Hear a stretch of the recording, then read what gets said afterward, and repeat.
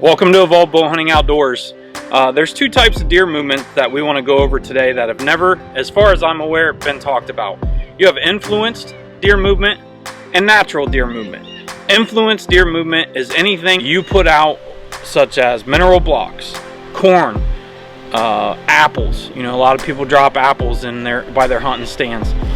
Anything you plant yourself, not natural agricultural crops such as corn, alfalfa, wheat, oats, soybeans, all of those things. I'm talking influenced deer movement is anything you do to your property to attract deer to that location outside of natural ag fields. We're in the middle of October. The crops are starting to be harvested. We all know that is an influenced deer movement. Why? Because it is much easier when the crops are harvested for the deer to get loose corn or loose soybeans or any of the other crops that come to mind. So we talk about, early season, we mostly rely on influenced deer movement. Why? Because we're putting in apples, we're putting out food plots, we're putting out throw and grow, we're putting out minerals, we're putting out just about everything we can to bring those deer to our one location where our stand is. Why? Because early season there is so much vegetation still left over, so many crops are either still standing or starting to be harvested, that the deer have a bounty full of options when it comes to finding food. So we try to attract them and influence their movement so we can get close enough to be able to harvest them. We're going to continue on this year. Okay, this is going to be a big topic of ours. We're going to do a lot of research, put a lot of information out to you guys. This should go probably weekly. I think it's going to be something you're interested in because not all of us have the opportunity to influence deer movement the way some of these bigger TV shows have. Stay with me. Evolved Bow Hunting Outdoors. See you in the deer woods. It's early season. We are going after influenced deer movement. So we're trying to pull the deer to us in order to get a shot. Like I talked about earlier, the deer would come through there working their way over to our food plot, but the first night that I hunted there, they didn't stop. They just boom, zoomed right through the shooting lanes. Never hit any vegetation that's growing in the field since the oats have been harvested. So we threw out some Big and J the other day and it held them up, stopped them. Deer kind of congregated right there. So again, influenced deer movement. That's what we're going after today. A doe will be harvested tonight, so stay with me. Evolved Bow Hunting Outdoors. We're going to go to the stand and get set up. Well, I'm all set up in the stand. Sorry about the wind and the cows. It's 2:15. I'm going to sit here in this gate ladder stand tonight. I've seen a lot of deer here. I've done several observation sits in this stand.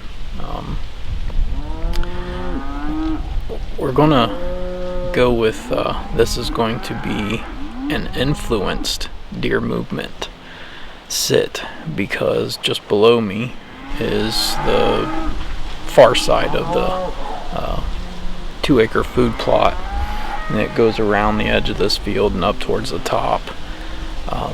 We also have, well, I just put out 150 pounds of deer corn out here. So influence deer movement. By having this food plot, I've pulled a lot of deer into this field. Even though on this farm that I hunt, there is probably only 5, maybe 6 acorn trees on the entire property. This farm had been logged several years ago, so that is why all the oaks are gone.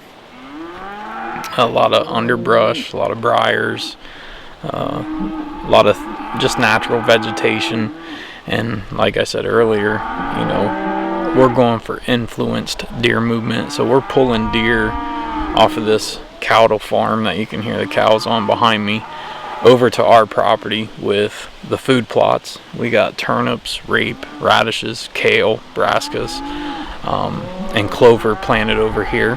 The oats, you know, those are only good for about the first month and a half that they actually germinate. You know, the little bit of green that comes up, the deer love that. But once they go mature and then go brown, the deer don't pay any attention to them. So I'm gonna sit here in this spot. We'll discuss more about this influenced deer movement as either the night goes along or afterwards. So stay with me. It's pretty early. We got about 5 hours before dark, so we'll see what happens.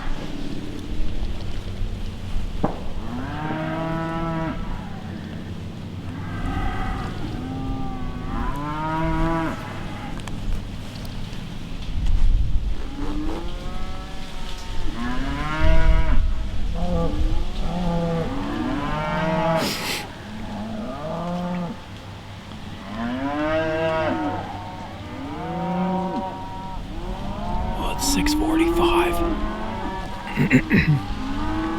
As cloudy as it is, we're probably going to lose light pretty quick. But there's 5 or 6 does up the top by the gas line stand, up in the food plot. Had a spike buck come out right here a little bit ago. Probably the smallest spike that I've ever seen. I thought it was a lone doe at first, and he fed on the corn for a little bit and then walked off. So I might not get any shot at the doe tonight, but it was exciting sitting in the stand, and you can tell that we've got influenced and natural deer movement out here.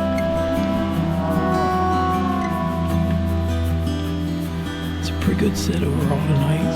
Saw 2 small bucks sparring. I'm gonna get quiet for the last 20 minutes. I'll show you whatever comes out.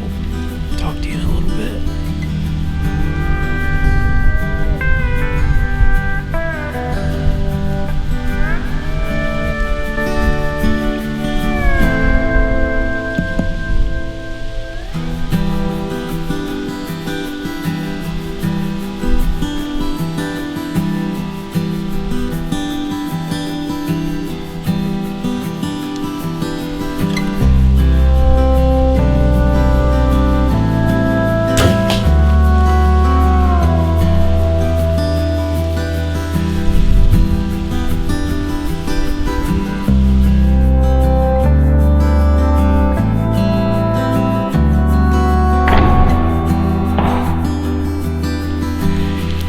Yeah, baby.